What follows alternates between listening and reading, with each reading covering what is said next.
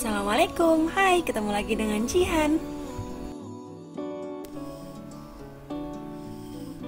Video ini dibuat untuk memenuhi UAS mata kuliah Geometri Non-Euclid dengan pembahasan mengenai geometri Lobachevsky, geometri netral, dan geometri Euclid.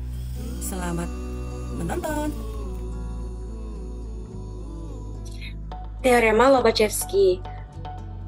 Nah, kita akan membahas tentang sejarah geometri Lobachevsky, yang kedua hubungan dan kontradiksi, yang ketiga pembuktian dalam kehidupan sehari-hari, yang keempat akibat dan pembuktian teorema 3, dan yang kelima kesimpulan. Yang pertama sejarah geometri Lobachevsky. Nikolai Ivanovich Lobachevsky tahun 1793 hingga 1856 adalah seorang profesor matematika yang mengajar di Universitas Kazan. Lobachevsky bersama dengan Gauss dan Bolyai merupakan tokoh-tokoh yang mengenalkan geometri non-Euclid.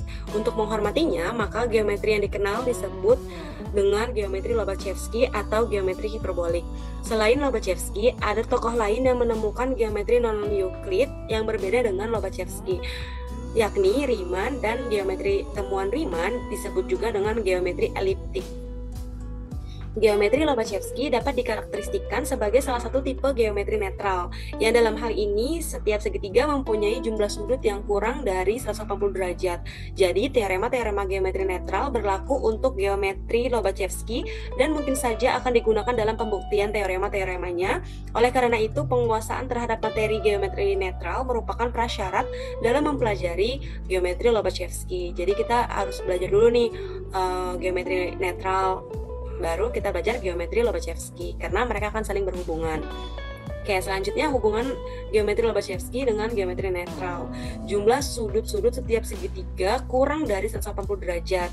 Nah, bagaimana pembuktiannya? Pembuktiannya itu ada pada teorema 5 dalam geometri netral yang berbunyi, jika ada sebuah segitiga yang jumlah sudutnya kurang dari 180 derajat, maka setiap segitiga jumlah sudut-sudutnya kurang dari 180 derajat. Nah, yang kedua teorema 2 geometri Lobachevsky yang mengatakan ada sebuah segitiga yang jumlah sudutnya kurang dari 180 derajat. Nah, berdasarkan 1 dan 2, maka jumlah sudut setiap segitiga kurang dari 180 derajat. Nah, bagaimana pembuktiannya? Nanti kita akan lihat ya di pembuktiannya. Jadi, geometri Lobachevsky pada teorema 2 ini dan teorema 3 itu mengatakan sesuai dengan apa yang ada di teorema 5 dalam geometri netral. Oke, selanjutnya ada kontradiksi antara geometri Lobachevsky dengan geometri Euclid. Nah, di sini kita menemukan segitiga dengan sudut 180 derajat ya. Segitiga sudutnya sama dengan 180 derajat, bukan kurang dari, tapi sama dengan 180 derajat. Nah, biasanya kalau lebih gampangnya itu kita ngukurnya pakai busur. Caranya, misalkan kita punya segitiga sembarang seperti pada gambar di atas dan diberi nama tiap titik sudutnya yaitu A, B, dan C. Pada segitiga terdapat sudut CAB, sudut ABC, dan sudut ACB. Dengan menggunakan busur derajat masing-masing, sudut diukur dan dihitung besar sudutnya. Setelah itu, ketiga sudut tersebut dijumlahkan dan hasilnya akan berjumlah 180 derajat. Jadi, CAB ditambah ABC ditambah ACB itu hasilnya adalah 180 derajat. Oke, dari gambar di atas ini menunjukkan bahwa geometri Euclid kontradiksi dengan geometri Lobachevsky. Jadi kalau geometri Lobachevsky bilang jumlah sudut segitiga itu kurang dari 180 derajat, tapi kalau geometri Euclid bilangnya jumlah sudut setiap segitiga itu 180 derajat, seperti itu. Lalu, ini adalah pembuktiannya dalam kehidupan sehari-hari nih. Kalian biasanya sering lihat kan, sering makan semangka nggak? Sering lihat semangka di arisan-arisan gitu, atau di kondangan-kondangan pasti dipotongnya bentuknya seperti ini ya. Nah, kalau ini seluruh semangka yang tadinya bulat gitu kan menjadi segitiga-segitiga ini, nantinya mereka akan menjadi 180 derajat karena bentuk segitiganya walaupun ada yang miring, ada yang segitiga sembarang, tapi tetap 180 derajat. Nah, selanjutnya ada samosa. Nah, samosa, makanan seperti samosa, seperti kue lupis, seperti risoles, itu tuh termasuknya ke dalam geometri Lobachevsky. Kenapa? Karena mereka itu bentuknya memang segitiga tak beraturan ya. Jadi kalau yang samosa ini, sudut A ditambah sudut B ditambah sudut C itu kurang dari 180 derajat. Nah, selanjutnya ada akibat dan pembuktian teorema 3. Yang pertama ada akibat 1, jumlah sudut setiap segi 4 kurang dari 360 derajat. Nah, bagaimana buktinya? Perhatikan gambar di bawah ini. Akan dihubungkan bahwa sudut A ditambah sudut B ditambah sudut C ditambah sudut D itu kurang dari 180 derajat. Nah, hubungkan titik A dan C. Jadi pertama kita gambar dulu nih A, B, C. Lalu kita gambar lagi A, D, C. Baru kita hubungkan antara titik A dan titik C. Menurut teorema 3, maka sudut A1 ditambah B ditambah sudut B ditambah sudut C1 itu kurang dari 180 derajat. Nah, jika A2 ditambah sudut B ditambah sudut C2 itu kurang dari 180 derajat. Sehingga diperoleh sudut A1 ditambah sudut B ditambah sudut C1 ditambah sudut A2 ditambah sudut D ditambah sudut C2 itu hasilnya kurang dari 360 derajat. Bagaimana cara membuktikannya? Nanti kita akan menggunakan GeoGebra berikut ini.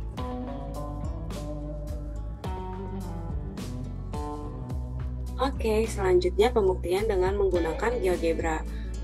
Nah, pertama kita buat dulu ya bentuk segi empatnya yang tadi.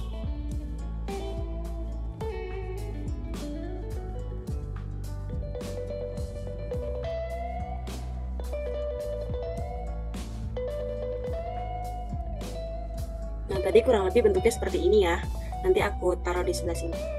Oke, lalu selanjutnya kita tarik garis tadi kan, dari garis A ke C.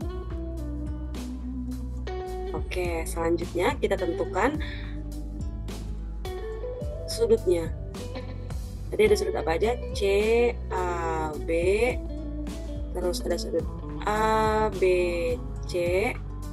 Lalu ada sudut B, C, A. Lalu selanjutnya ada C, D, A. Lalu ada A, C, D. Lalu ada D, A, C. Nah, ini semua kalau kita jumlah, sebentar. Lalu kita jumlah ya. Tadi kita sudah dapati ini kan. Ada 41,79 ditambah 124,05 ditambah 14,15 ditambah 123,69 ditambah 11,31 ditambah 45. Maka hasilnya 359,99 ya. Berarti ini kurang dari 360 derajat. Seperti itu. Lalu selanjutnya ada akibat 2. Nah, pada akibat 2 ini karena tadi bilang kan kalau sudut segitiga itu kurang dari 180 derajat, maka segi 4 juga kurang dari 360 derajat. Berarti itu tandanya tidak akan ada persegi panjang. Bagaimana pembuktiannya? Pada definisi persegi panjang dalam geometri netral mengatakan suatu segi 4 disebut persegi panjang apabila setiap sudutnya adalah sudut siku-siku. Jadi kalau siku-siku itu kan 90 derajat ya. Nah, berarti nggak akan ada persegi panjang nih karena sudutnya itu 90 derajat gitu kan.